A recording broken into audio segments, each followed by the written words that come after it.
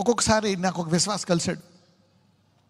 ఆయన చెప్పాడు, ఇంతకుముందు నాకు ప్రాఫెసీ మీద ఇంట్రెస్ట్ ఉండేదండి, తర్వాత నాకు ఇంట్రెస్ట్ పోయిందండి అన్నాడు. అసలు ఇప్పుడు ప్రాఫెసీ గురించి ఎవరన్నా చెప్పినా కానీ కోపం వచ్చేస్తుంది నాకు. అక్కడి నుంచి వెళ్ళిపోదు. ఎందుకయ్యా ఎలా తయారైందంటే, మావిడ మూలంగానండి. చాలా ప్రార్థనాపరురాలు, మంచి ఆమె విశ్వాసాన్ని చేసుకున్నానండి. మొదటి సంవత్సరం బాగానే ఉన్నామండి. రెండోసారి నేను కొంచెం ఇంటూ ఆలస్యంగా వచ్చిన, ఒక 3 గంటలు లేట్ అయినా, ఎక్కడికైనా క్యాంప్కి వెళ్ళి వచ్చిన, నాకు దేవుడు చూపించాడు నువ్వు ఎవరితోనే ఉన్నావని అంటది. నేను బిజీగా పనిచేసి వస్తే మా ఆవిడ ఇలాగ అన్నం ఉంటాడు, నాకు చూపించాడు. అలా చెప్తుంటే నాకు అసలు ప్రొఫెసీ మీద విరక్తి పుట్టేసింది సార్. అంటే నేను ఆయనకి ఏం చెప్పను, నేను ఇంకేం మాట్లాడలే, వాక్యం కూడా చెప్పలే. ఏ మ్యాన్ అని చెప్పి భోంచేస్తూ లోకముచ్చట్లు మాట్లాడి జేజే అంటే సొంత ఇంట్లో ఉండాము ఎంత ఫ్రస్ట్రేట్ చేసేసిందో చూడండి. So don't misuse the prophecy. ఇలాంటి వాళ్ళు చాలామంది తగిలారు కూడా నాకు. చాలామంది క్లాస్ స్పీకర్ నేను గట్టిగా. సో ఓకే, 1-2 తప్పు అవ్వచ్చు ఏదో పొరపాటున, కానీ ఇంకా ఇదే జాతర చేస్తూ ఉంటే ఇంకా నయ్యో అతను ఇంకా విశ్వాసంగా ఉన్నాడు, గాడ్ బ్లెస్ హిమ్. ఓకే, ఎవరు రాంగ్ ఎవరు కరెక్ట్? ఒక ప్రొఫెసీ రాంగ్ అయితే రాంగా, ఒక హీలింగ్ జరగకపోతే రాంగా? ఏంటి పునాది ఏంటి చూద్దాం. 1 యోహాను 4 మొదటి 4 వచనాలు. 1 John 4:1-4. ప్రియులారా, అనేకులైన అబద్ధ ప్రవక్తలు లోకములోనికి బయలువెళ్ళి ఉన్నారు కనుక ప్రతి ఆత్మను నమ్మక ఆయా ఆత్మలు దేవుని సంబంధమైనవో కావో పరీక్షించుడి. చూడండి, ఒక వ్యక్తి జీవితంలో ఒకవేళ పడిపోయినా కానీ అతని వ్యక్తిగత జీవితంలో అతను అబద్ధ ప్రవక్త అనేస్తారు. ఒక ప్రవచనం తప్పు చేసిన ఒక విషయాల్లో ఒక్కొక్కసారి తప్పు ఇంటర్ప్రిట్ చేశాడు వాక్యాన్ని, అతను ఫాల్స్ ప్రాఫిట్ అనేస్తున్నారు. ఈ మధ్య కొంతమంది ఛానల్ వాళ్ళు తయారయ్యారు, చాలామంది అలాగే పాపులారిటీ సంపాదించుకునే వాళ్ళు ఉన్నారు. కొంతమంది ఇంకా అదే నిజమని నమ్మిన వాళ్ళు కూడా ఉన్నారు. అది ఇంకా డేంజరస్. వాళ్ళ కొరకు మనం ప్రార్థన చేయాలి. వాళ్ళ పేర్లు ఇప్పుడు చెప్పను, మళ్ళీ తర్వాత చెప్తే అయిపోయిన తర్వాత ఆఫ్లైన్లో.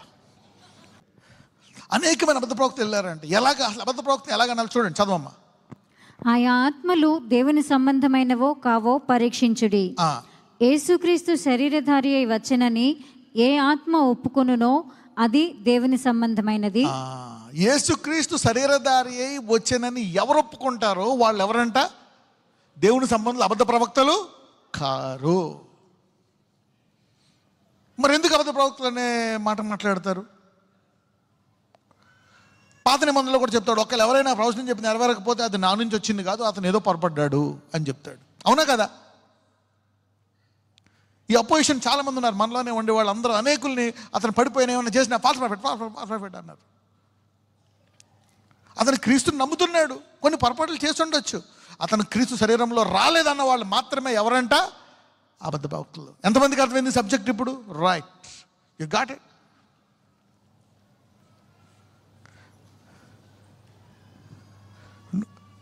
ఎలా ఉంటుందండి ఇంట్లో భార్య పాలగిన్ని పడేసింది అనుకోండి, భర్త అబద్ధ ప్రవక్తలు అన్నట్టుంది.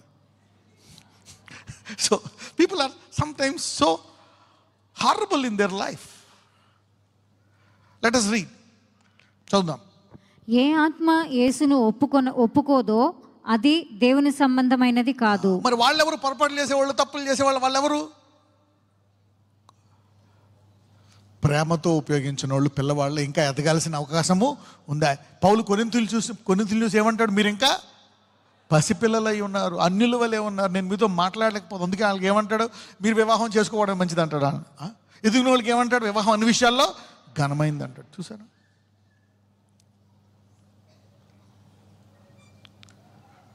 Come on read. వాళ్ళని చూసి సాక్రమెంట్ మీరు ఒకళ్ళు తాగొస్తున్నారు, ఒకళ్ళు ఇంకోళ్ళు నెట్టేసి చూడండి. బస్సులో నెట్టేసి వెళ్ళిపోతాం కదా క్యూలో, అలా వెళ్తున్నారు. పద్ధతి ప్రకారం తెచ్చుకోండి. దాన్ని మనోళ్ళేమో నువ్వు పరిశుద్ధంగా ఉంటే తీసుకుంటారు. పరిశుద్ధంగా ఉంటే సాక్రమెంట్ ఎందుకు బాబు? నువ్వు పరీక్షించుకో. నేను పరీక్షించుకో, ఏముంటుంది లోపల తెలుసు కదా ఏముంటుందో. ఎవరు పరీక్షించుకో? నీతి మందిరం తీసుకుంటారు, సాక్రమెంట్ తీసుకునేదే నీతి కోసం. ఆయన నీతి మన నీతి అవును కాక అని తీసుకోవడం కోసం.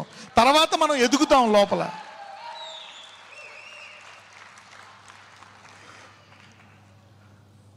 Right, carry on.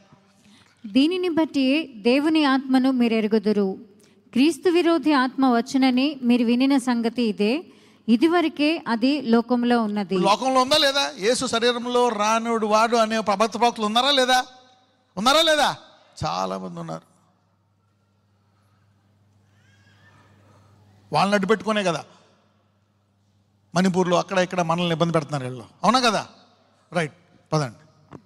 ఇది అర్థమైందా మీకు ఎవరికైనా? నీ కోళ్ళు okay, right, come on, let's go ahead. చిన్నపిల్లలారా, మీరు దేవుని సంబంధులు. మీలో అంటే ఏంటి? మీరు పొరపాట్లు ఉన్నాయి, మీలో కొన్ని ఇబ్బందులు ఉన్నాయి, కానీ మీరు ఎవరు? చిన్నపిల్లలే, మీరు దేవుని సంబంధులే. అందుకే పుసుక్కుమని ఎవరిని ఫాల్స్ ప్రాఫిట్ అనకండి. ఇది ఎన్నిసార్లు చెప్పాను మీకు? 10 ఏళ్ళ నుంచి చెప్తున్నా లేదా? Yeah, come on. మీలో ఉన్నవాడు లోకములో ఉన్నవాని కంటే గొప్పవాడు కనుక మీరు వారిని జయించి ఉన్నారు. రైట్.